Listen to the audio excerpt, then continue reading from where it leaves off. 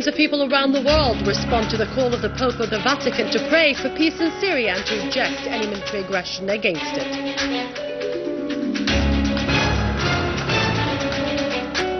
Demonstrations in various capitals continue to condemn the American threats of military aggression on Syria.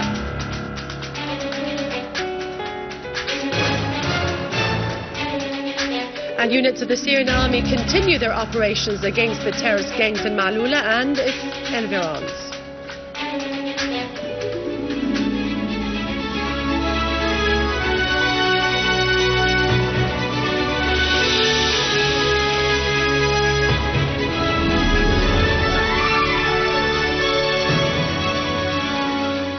Good afternoon. Millions of people around the world responded to the call of Pope Francis of the Vatican to pray for the return of peace to Syria and to reject any military aggression against it.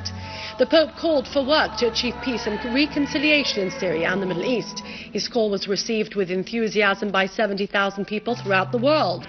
The Pope said that war and violence lead only to death. War is the language of death, which is always a failure for humanity. Another way should be used. He asserted that people in the whole world should approve of this approach as soon as possible. In Damascus, a prayer session was held in the Cathedral of the Mistress of Al-Naya in Al-Zaytun Quarter in response to the call of His Holiness, Pope Francis of the Vatican, to pray for the return of peace and security to Syria and against any military aggression. People in the cathedral prayed for the return of peace, security and love to Syria. The prayers were led by Patriarch Gregorius III Laham of Antioch and the Orient. He asserted that most countries of the world supported the political solution in Syria. Only a few states wanted military action.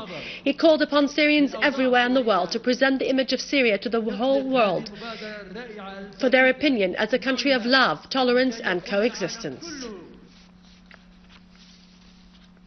In a meeting with the Syrian parties, the regional leadership of the Ba'ath Arab Socialist Party discussed the latest developments in the light of the threats of a direct aggression on Syria.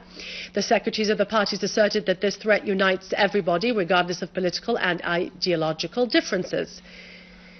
They agreed to keep coordination and consultation open until this threat is repulsed.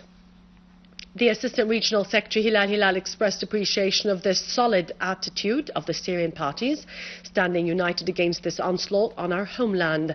The regional leadership asserted at the end of this meeting that it would remain in session for an unlimited time.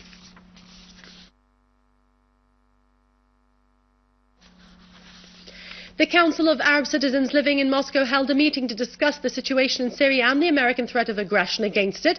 They also discussed the necessity of exerting more efforts for a larger movement to prevent such aggression.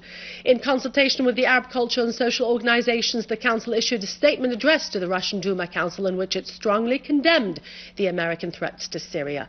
They stressed the necessity of finding political solution through the Geneva Conference. The Council also called upon all the national progressive forces in the world to condemn these American threats. It also called upon the Syrian people to stand united against the main American Zionist enemy. The statement expressed gratitude to the countries that stood with Syria against this aggression and refused the use of their space as a starting point for the American war machine. In the Philippines, hundreds of people gathered in the capital Manila to express their opposition to potential U.S. military action in Syria. Protesters gathered around a large peace sign where they waved placards and lit candles. Protest leaders said that the Philippines are joining the global protests against the impending U.S. aggression against it.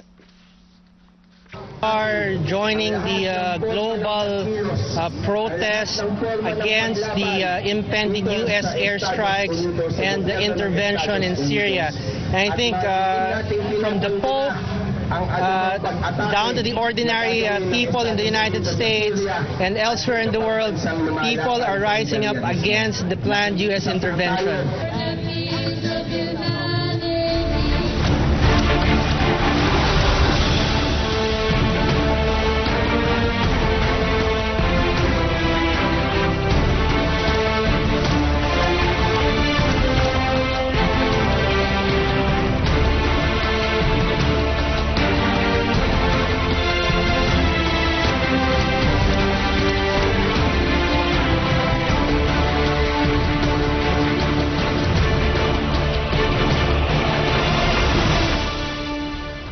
The Syrian Arab Army units continued their operations against the terrorist groups in the town of Ma'loula and its environs, killing and wounding many terrorists, including the leaders of some terrorist groups like Mustafa Khalila and Abu Hadid in Yabrud.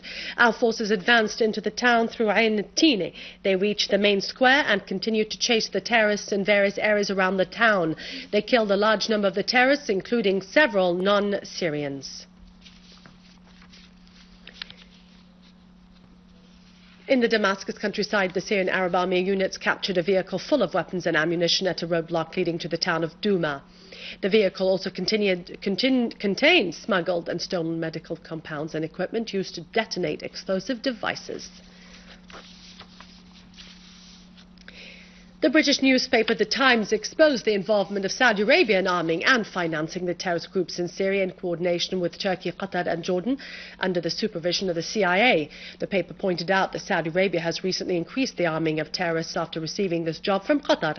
The paper quoted Gulf security sources asserting that the CIA was supervising the operation of smuggling new shipments of weapons by Bandar bin Sultan into Syria across the Jordanian and Turkish borders in order to help the terrorists to exploit the intended American aggression. The paper also reported discontent in some Arab countries, particularly Saudi Arabia, with Obama's decision to refer the subject of military aggression to the American Congress. The paper added that Saudi Arabia has been pushing the U.S. to attack Syria for several months, and that Bandar bin Sultan paid repeated visits to Washington in the recent weeks. The paper also asserted that Saudi Arabia urged the Arab League to support this military intervention. In Turkey, and for the second consecutive day, Erdogan's forces continued to attack the students of Middle East Technical University in Ankara. Erdogan's forces used tear gas and water cannons in addition to rubber bullets against the demonstrators, a thing that led school students of Galatasaray High School in Istanbul to spread calls through social networking sites for demonstrations in support of anti-Erdogan protesters in Ankara. Thousands of demonstrators gathered in the streets leading to Taksim Square, walking towards Kazi Park, where the protests broke out earlier, but heavy security measures prevented them from reaching the park. Meanwhile, Erdogan's forces arrested 25 demonstrators. With this, we conclude our news for today. Thank you for watching us. For more details about Syria and the region, you can visit our website on syriaonline.sy. God bless you and long live Syria.